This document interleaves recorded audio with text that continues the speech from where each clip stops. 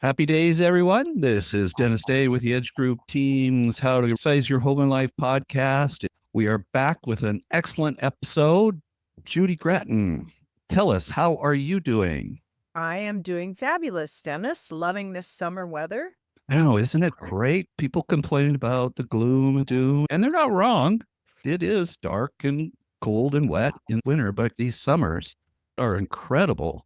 It doesn't get dark until 10 o'clock, and it's just not too hot and sunny, beautiful. So I can't remember the last time we had rain here. It's been amazing in the Seattle area. Today we have our guest host, Lisa Hawkinson of How to Get Organized. Her business is there to help people. Tell us, Lisa, a little bit about your background, who you are, what your business does to help people, specifically the people who are downsizing. Thanks, Dennis. My early childhood, I liked organizing and I was teased for it mercilessly. My sister was highly praised for her art, but I was teased, so I was very ashamed of liking order. When I was 38, I was at a women's group and found out that was a good thing. I like that. And it really helped my family because my husband was ADD and my son was ADHD. We just hummed as a family. It was great. In my 40s, I had a virus, very common virus. It took me down. I was in bed or on the couch or lounge chair for 2 years. It was unbelievable. Wow. As I saw the light coming at the end of the tunnel, I'm going to get better. So I got off the lounge chairs, walked to the edge of the deck, and I prayed, God, what do I do for the rest of my life? My kids are going to college. I don't be a sad, empty nester. Almost audibly, I heard, help people get organized. And I thought, that'd be fun. I didn't know there was a National Association of Professional Organizers. So I just got started. I see a woman. And so I went to visit her. My first question was, after I looked around a little bit, I said, do you save used Band-Aids? And she said, I'm not that bad. And I helped her off and on for about 3 years. And got a lot of progress, but never really did well. She had all her medications out on the countertop. All the pill bottles were open. Her oven was full of plastic bags of saran wrap. It was just unbelievable. I had never seen anything like it. Would you So, consider this close to hoarding? oh yes. And Uh, so I now drawn my own boundary lines. They have to have a therapist on medication, and I get to have the therapist name number because it's just too hard for some to move on. And they have to really want to. I've helped some that can move on, but some may just, once they teach them how, if they're open to it, they can gain ground in that. So I help people downsize and declutter or get ready to move, whatever stage they're in. When you're helping someone downsize, so they're downsizing, they're not decluttering or just organizing, but they're downsizing. And what are some of the really common challenges around that one? It's really, how do I get started? Because it's so overwhelming. Just to get them started I usually recommend have a goal of like within 6 months or whatever period of time to be done. Then make a weekly appointment with yourself, like a doctor appointment every Tuesday for 2 hours or whatever. Don't cancel on that. You have to show up and do some downsizing and start with the least emotional things. So it's letting go. It's not getting rid of, letting it go somewhere else. And that helps them a lot. And I try to help people grow a more generous heart to let go of those things that they no longer use or need. So I really try to imprint in their brain, need use. Are you using it? Do you still need it? How much would it cost to replace it if you really had to? Some people will box things up and say, if I haven't looked at it in a year, I'll let it go. So whatever works for them, just to get started and then go deeper. And it's really good to have a friend with you, someone who's kind and won't ridicule you and just say, you're not going to get back in those pants again. Let's be real.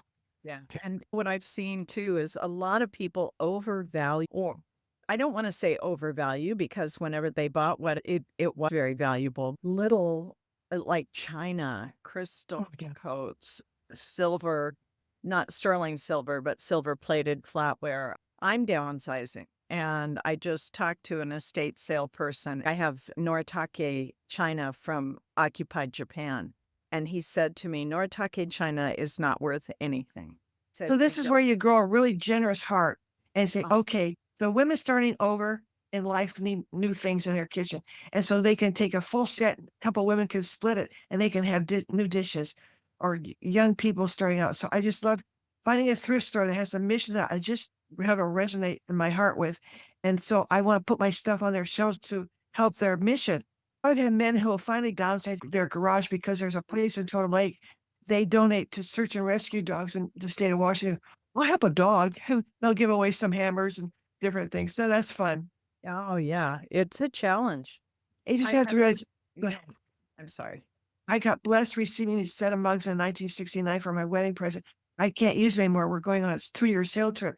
So I put things at my front door, and the young people at that time were about ready to leave home on their own. They would shop at my front door. That was fun. I loved it. Oh, cool. That might be a good idea. I'm thinking I want the china. I don't just want to put it in a like Value Village. I want Right. that somebody wants it and appreciates it. So I'm happy to give it away if I knew that it was going somewhere that people really wanted it. Like Mary's place might be place you could check. Women who are starting over. Oh, I like. Yeah. Okay. I Doesn't that think, warm your heart? yeah, Yeah. we'll keep a running list of places that will really benefit others to donate to. One of the things our family does is a buy nothing group.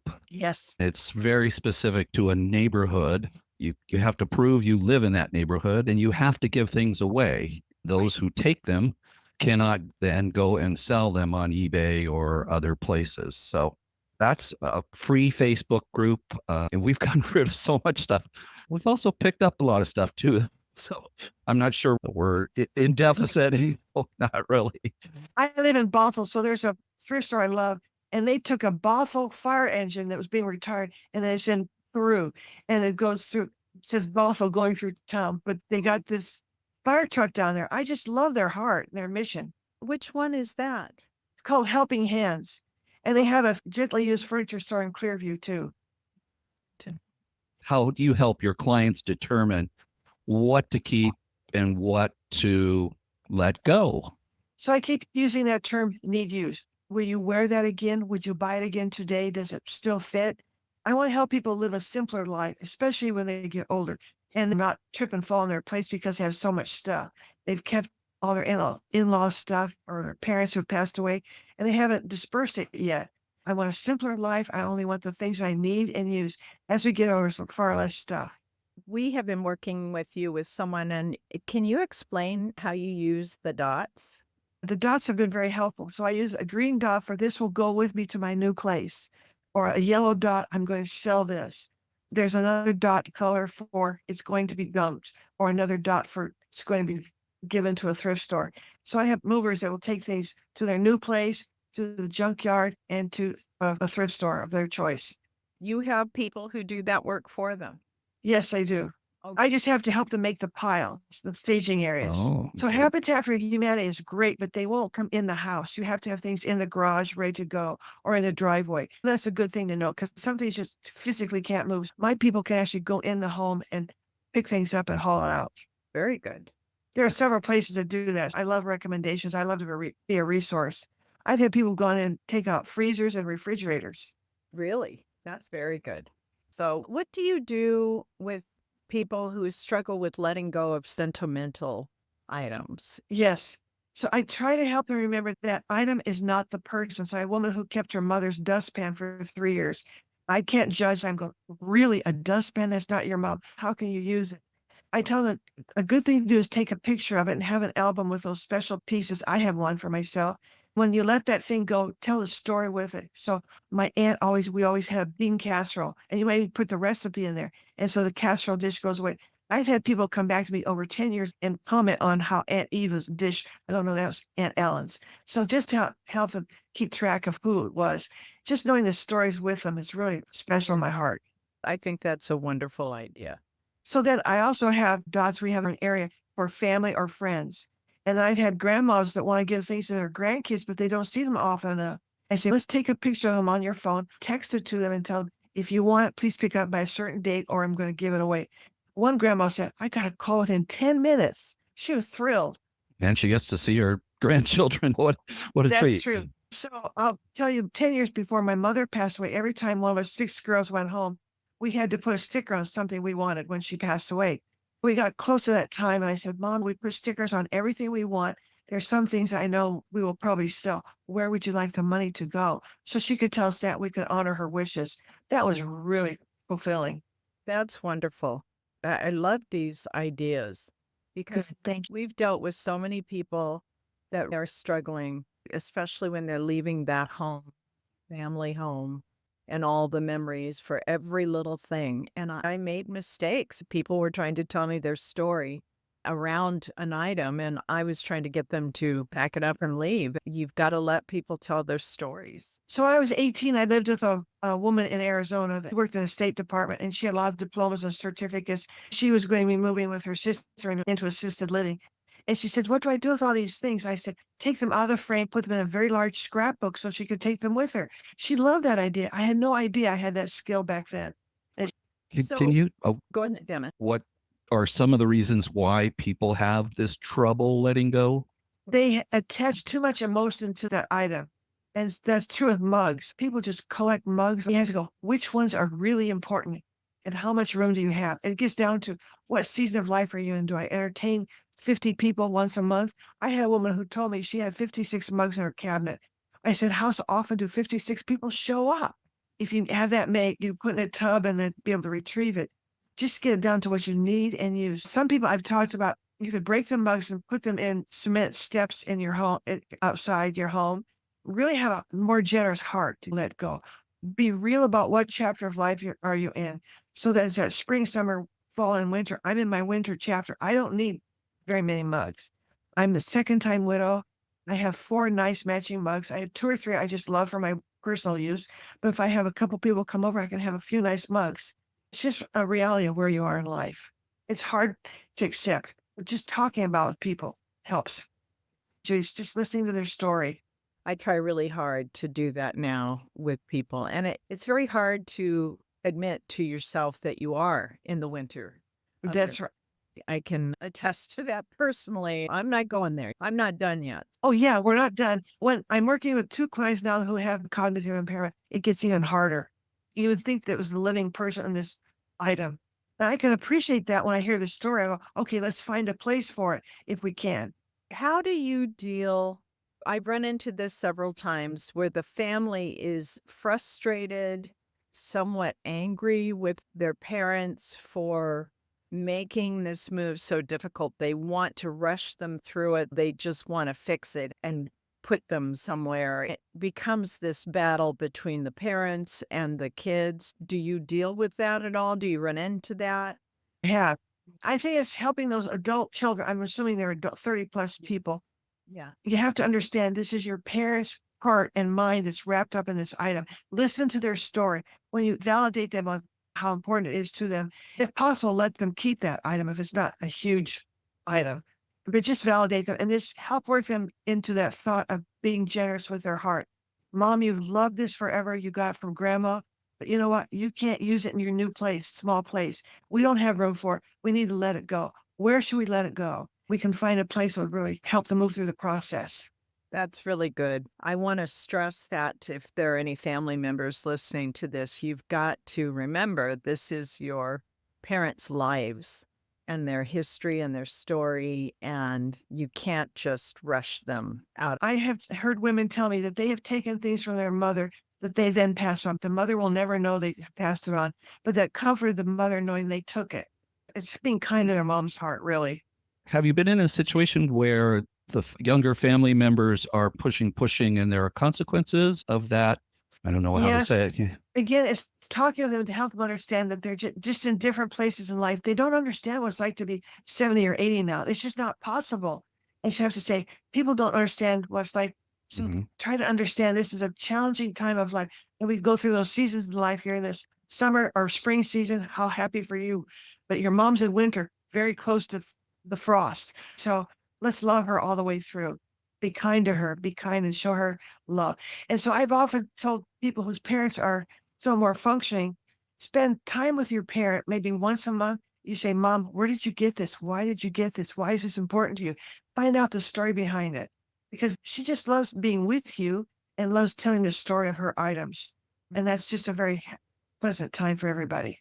And you might make notes, Mom, when you're no longer here and using it, where would you like it to go? And have them tell you. The doctor told the older son, Mom's not going to make it through the night. So he started giving her dolls away.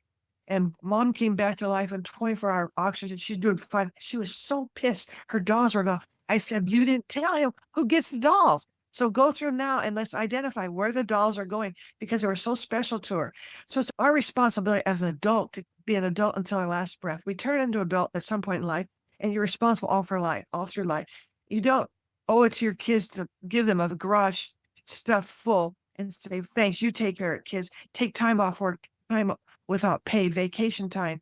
Just take care of all my stuff that I should have done as an adult. Be a blessing to your kids. I'm so glad Dad got rid of all that stuff. I don't need all those tools.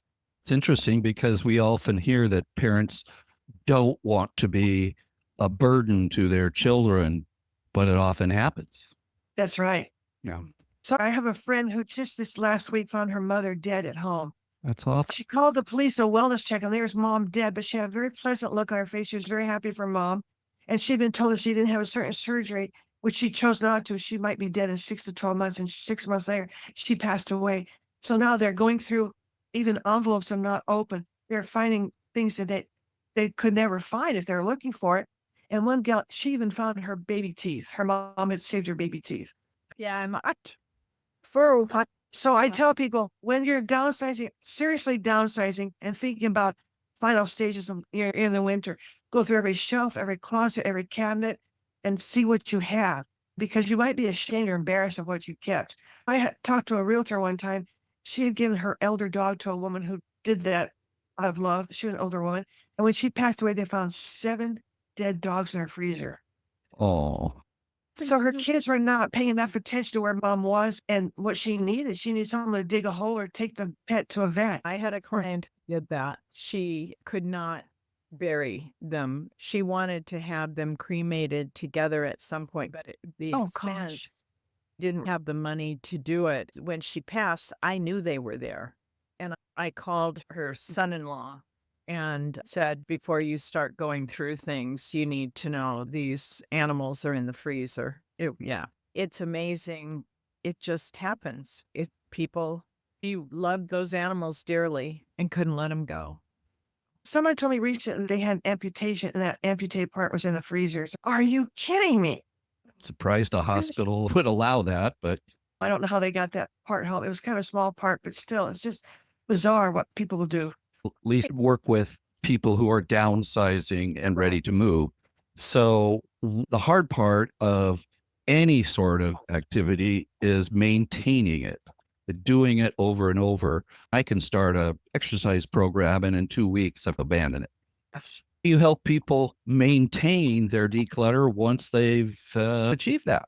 It's a mindset of the key need use. And as you're going through things, you go, oh my gosh, I have 12 pair of glasses in this drawer. I didn't realize that. And so I need to give them away.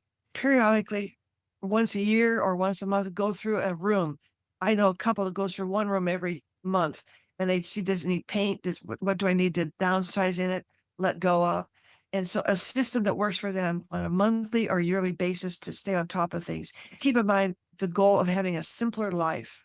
Do you have any organizational tools that you recommend or products that you suggest, especially when they're getting into a smaller home? Yes. So I like to think about everything has to have a purpose and a place, not just a place. We can't just put the mayonnaise anywhere. It has to have a purpose and a place. I like Lazy Susans under my sink. I have a 25-inch round. So things come to me. I'm not digging and forgetting stuff in the back. There are, I can't remember what they're called. I think I wrote it down so I can remember. Little shelves that put in, so that space above the mugs, usually there's another set of mugs that could go there. So they have little shelves you can put there. So you have double stacked cups. Okay. And I like rectangular containers for flour and sugar, not round, because they fit better and you can stack brown sugar and powdered sugar on top of each other. And you can see what you have. So you have to have visibility and access. Find these things. Do you remember that store? It's called Storables. I love that store. It was like cocaine. I'd buy a whole bunch of stuff. So I worked with a client that was short and she had a pantry that was two levels came together. So in that corner, I put a round in each one so she could get to it and see what she had. And then they have those expandable shelves in kitchen stores. Charlotte? Would have some of that. The Container Store probably would have it too. Target has some of these things. You pull apart this 2-sectional piece and there's 3 levels. So you have your canned goods on 3 levels. Then you group like things. So all your vegetables go together, your soups go together. So you have access to it. You can see what you have. Does that make sense? My key thing is the strategy of touch, reach, walk, and hike. If I'm at my kitchen sink, the things I need there, need to be able to touch it without walking the other side of the kitchen. So my cutting board is near there. I don't walk to the other side of the kitchen. I need the replaceable garbage bags under the sink. I don't need to walk across the kitchen. After I leave, they go to the closet off the side of the kitchen to get their garbage replacement bags. Oh no, they're not here. What Lisa say? Oh, where I need them. So they go back. Oh yeah, they're under the kitchen sink. So, and your fridge, your dishwasher is close to your kitchen sink, so you want to be able to touch and reach, putting those things away. Don't need to walk across the kitchen. Walk is a couple steps away. Touch, reach, walk, and hike to a second bedroom or a bedroom closet, or even out in the garage for some things that you use seasonally. So I had a woman in a very small condo. She had a huge Christmas bowl in her kitchen. She was wasting space. I helped her with that system. So it's not only the tools, it's the placement of things. So I want to be efficient. The things you get to very infrequently are the very top shelf. If you're getting to it more often, the middle shelf, that makes sense. My mom got to the point where she couldn't, with her arthritis, put things away. So she had a drawer with her plastic plates in it. It was so smart. I was so proud of her. That is good. Lisa, you are a giving person. This sounds like a It is. mission in your life. It And is. you tell us how you are compensated for your time helping people. So I do things on an hourly basis, but I don't do the heavy lifting anymore. And I can give people direction and have them be accountable to me. I've moved my skills into what I call a smooth organizer community and ask them what their goal is, their intention. They report to me on what they're doing, their accomplishments. And I want a report on what's funny that you find. So a woman last week told me she was working on her office. She found 8 staplers. I'm like, are you kidding me? I've never heard of that one. When I'm talking to audiences, I say, okay, I have an old toothbrush under my kitchen sink. Do you have one? And I'll get 1 or 2 people around the faucet. I had a woman with 36 toothbrushes under the sink. I go, what is the plan? Are they color coded? What is this deal? I have this group. It's called Smooth Organizers. And my goal is to help them realize that the best place to be is be able to list your house in 30 days. So what do you have to do to get to that point? And so we work towards that. They may want to take 6 months to do it, or they may want to take 30 days. I've had to do that before. And so we just work on that goal and that timeline. And so they have accountability and they have some humor along the way. It's free to widows, and I charge $300 for a year. People usually get it done within a year. Their choice. So now when you say you charge $300 to join the group, you're talking Organizer group. Yes, I do videos and I make calls and we will do a live Zoom group together. okay. So it's a cool idea. So they don't have to necessarily have you come into their home and do the work. Oh, I like that. A widow I worked with before, a recent widow, I worked with her before she was a widow on her little small apartment condo on Lake Sammamish. And so she wanted me to go through and I helped her organize her kitchen. And so she did all the work. We just talked weekly. She got to a place where she had control and didn't have too much stuff. Now her husband has passed away. So she goes, now what do I do? So I did visit with her. We talked about what she could let go of and she agreed. It's a very touching thing as a widow to downsize and live a simpler life as a single woman. I have a heart for widows. Are widowers allowed into that group as well? Have you run into? Yes, they are. But I'm part of 3 widow groups, so that's who I'm around mostly. What resources would you suggest for getting rid of this stuff responsibly, not just throwing it all in a landfill? We've mentioned Buy Nothing, and you had the Habitat for Humanity. Are there other suggestions?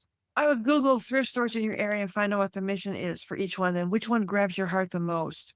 And that really helps. I think that would be the best thing. And then I have resources. People can reach out to me I have someone, and you probably do too, Judy, for estate sales.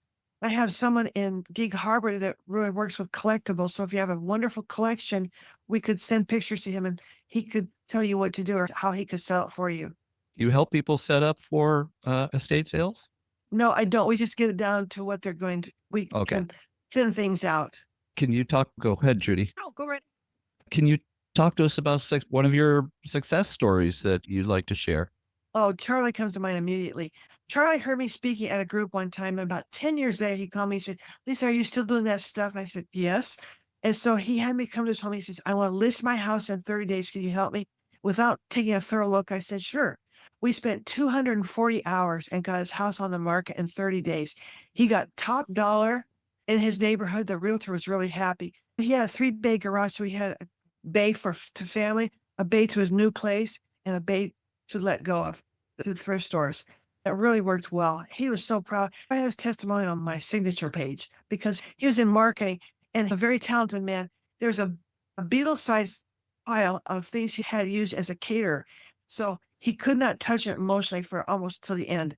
And he finally said, okay, I can do it. We went through, he picked out a few things, but he let go of a lot of it. Fantastic. It's willingness. You've got to be open and willing to change. And it's really hard for Right. for anyone to go. Change is something we're not too fond of, period. So he was moving from a 3,000 square foot home to a 2-bedroom apartment with a 13-year-old son. And so I laid out on the hall all his stuffed animals. I said, now, how much of this can go? He had a 6-foot stuffed alligator. I So have what are you going to take? crawling in a bedroom. Where does the guy sleep? So you have to really get it down. Okay, ask him what top 5 things does he want to take. So my parents moved from Ohio to Arizona with the 6 girls. My dad took a station wagon with all our belongings. The girls were allowed to keep 1 doll, and that was it. Everything else had to go. So I learned early in life that need what you need and use absolutely love. So I tell people you have to have a few lovely things. So when I moved as a widow, I wanted a theme in my condo, my apartment. So my theme is nautical because I've done a lot of sailing. So if you walk in here and look around, you go, nautical. It's not overwhelming, but you get a sense of what it is. I've been in a home that's very Spanish oriented, and you'd really get the feel that they're from Mexico. It's wonderful. What are some common misconceptions, do you think, about downsizing and organizing? I think fear of it holds people. Yes, I think you're not scrubbing your life of memories. You're just being more selective because you just don't have room. So that woman I told you about that I lived with had a lovely home. She eventually lived in assisted living with her sister because her sister needed her companionship. They were older. She was allowed to take 1 bed, 1 chair, 1 picture. And all my life I went, okay, I will take this picture or that picture. But that's just been my mentality. It's interesting. 5 outfits. She would just complete outfits, jewelry, jacket, pants, whatever. She just changed every day. I didn't realize I was learning that at the time. Is it hard for people to get started because they're overwhelmed? Once they talk to me, they realize they need to start, and I give a soft kick in the butt with my slipper.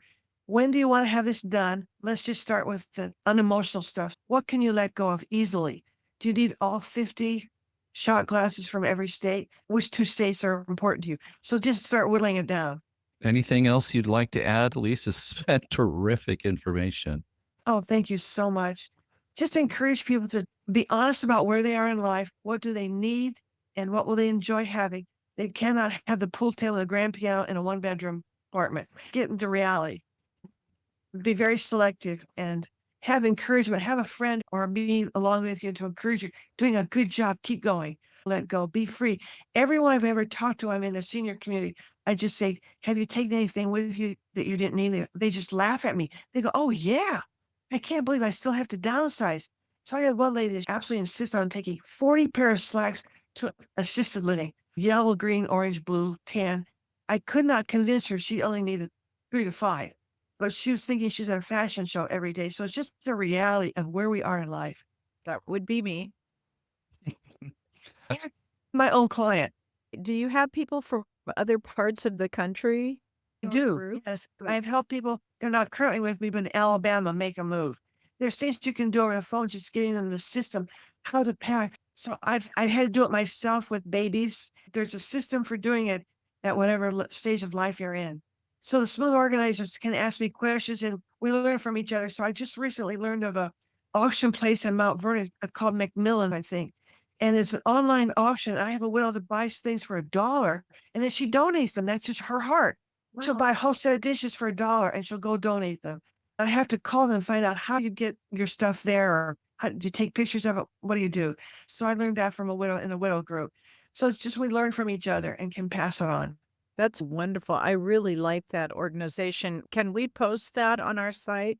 Yes, I will send you. I just learned of a new thing I just bought. It's called Knock Box, NOK, next of kin box. And I'll hyperlink that to you, Judy. There's different levels you can buy. I already have file box. It's everything my kids will need the moment I pass. I thought I had things in order, but this makes it in better order. And you can do it so quickly. My friend who found her mother dead, she goes, Lisa, how long it takes you to fill that out for what's needed. So I keeping track of my hours on that. Wow. Very good. So smooth organizer and knockbox, that's the best thing. Pictures is another thing.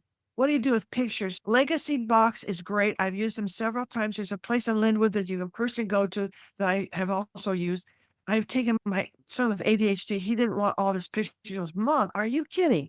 I go, well, these are treasures. So I put them in lockbox. So he has a DVD and a memory stick with all of his pictures on it. So legacy Box So what do you, and then Knockbox. okay, the legacy box, how do you, the photos? So I bought a package and I estimated different levels. I put 25 pictures in a package with a sticker on. So I basically bought that package worth that would go on a DVD. And then I also sent along 8mm things that we used to take pictures with. They turned that into DVD too. You can buy it at whatever level you want. That's why I like this place in Linwood, because I can talk to them, say, can you just duplicate this? They can do that. But now I have some slides I'm going to take to them. It's expensive to go through Kenmore Camera or even Costco to have it done, but it's doable. So you just got to get it in today's technology. Wow. You don't want to throw those memories away. No. And I'm literally sitting here going, one of my relatives who passed handed down my great aunt, who was a hoarder, when they were taking the house apart. They asked me what I wanted. I knew she had done a family history, and I'm like, anything you see that looks like it might fit into that. I got 200 pounds of photos and greeting cards from her husband during the war and her yearbook from high school. Now, some like the yearbook from high school, I definitely want to keep, and my daughter definitely wants that. All the photos, a lot of them are people I don't even know who they are. And so I've had to throw those away. But I've also heard really old photos, people like those for crafting. I did have a garage sale and I put a box out. Nobody took. I was like, free, take them if you want. Nobody did. So Legacy Box, and the name of the place in Linwood is Art is audiovisual. I can send you that. great. We will put these links and your Smooth organization with this podcast so people can reach out to you. Thank you very much. I'd like to help a lot of people. That's my legacy. I love doing this.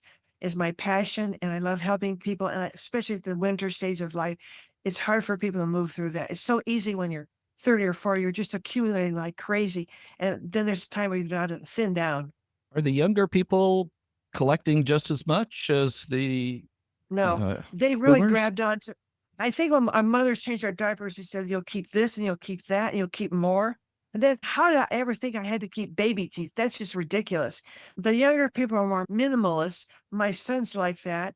Both boys are. I'm very careful when I give them something, because when you give something away, you have to realize it could end up in a burn pile, which some of my stuff did. And I have to just go, I'm okay. I gave it away. I don't want it. They used it for a period of time, and then they just didn't have the heart or motivation to donate it, which I think they could or should have, but I wasn't their mom at the time to do that. Yeah. Lisa, So that's Yes. I learned that one too. Lisa, if someone wanted your skills and is ready to tackle this, how would they get a hold of you? They can call me or text me at 206-915-9911 or email me at Lisa, spelled ELISA, at how2getorganized.com to talk to them. Thank you so much. This has been really helpful. And Judy, we know this is an issue with the boomer generation, our generation, rooms full of stuff, garages full of stuff. So thank you, Lisa. Thank you for Judy. inviting me. I enjoyed this very much. Thank you, our guest, Lisa Hawkinson of How to Get Organized. Thank you, Judy. This has been wonderful. Take care, everyone. We'll see you next time. See you next time. Bye.